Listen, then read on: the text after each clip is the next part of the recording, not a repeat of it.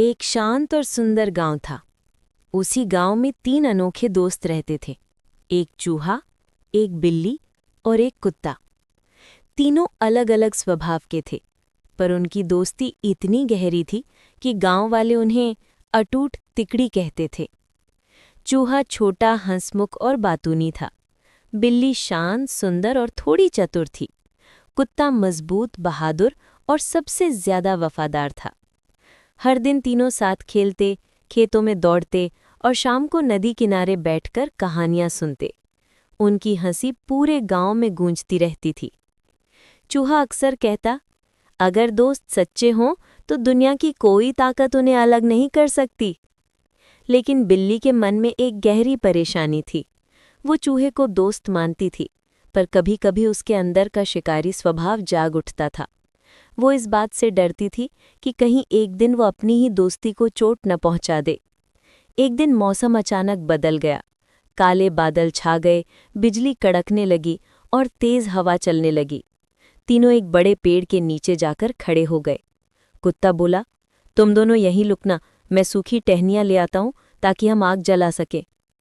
कुत्ता तो चला गया, लेकिन पेड़ के नीचे सिर्फ बिल्ली और चूहा रह गए।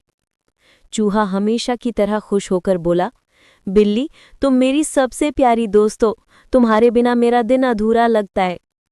बिल्ली ने मुस्कुराने की कोशिश की, पर उसकी आंखों में बेचैनी थी। उसने धीमी आवाज में कहा, चूहे, मैं तुम्हें दोस्त मानती हूं, पर आज मुझे अपने आप पर भरोसा नहीं है। चूहा घबरा गया। ऐसी बात क्यों कर रही हो? क्या हुआ तुम्हें? बारिश की गड़गड़ाहट ने बिल्ली के अंदर के शिकारी स्वभाव को और उकसा दिया। उसकी आंखें चमकने लगीं। वो एक कदम आगे बढ़ी और कांपते हुए बोली, मुझे माफ कर दो, मैं दोस्ती निभाना चाहती हूँ, पर मेरी प्रकृति, मेरी भूख आज मुझ पर भारी पड़ रही है। चूहा पीछे हटने लगा। नहीं बिल्ली, तुम ऐसा नहीं कर सकती, हम दोस्त हैं। पर उस तूफानी रात ने दोस्ती को नहीं बचने दिया। एक तेज चीख पेड़ के नीचे गूंजी। बारिश तेज हो गई और सब कुछ खामोश हो गया। जब कुत्ता वापस लौटा, उसके हाथ में टहनियां थीं, पर उसकी आंखें चौंक कर फैल गईं। पेड़ के नीचे बिल्ली सिर झुकाए बैठी थी। चूहा अब वहां नहीं था। बिल्ली रोते हुए बोली, मैंने कोशिश की थी, पर मैं अपनी फितरत से नहीं लड़ सकी। उस रात से कुत्ता और बिल्ली दोनों बदल गए। कुत्ता दुखी था कि वो अपने छोटे दोस्त को नहीं बचा पाया, और बिल्ली अपने किए का बोझ हमेशा के लिए ढोती रही। गांव वालों ने पहली बार समझा, कभी-कभी दोस्ती कितनी भी सच्ची हो, प्रकृति अपने रास्ते बदलती नहीं। ये कहानी लिखे हैं लोकेश पवार जी ने।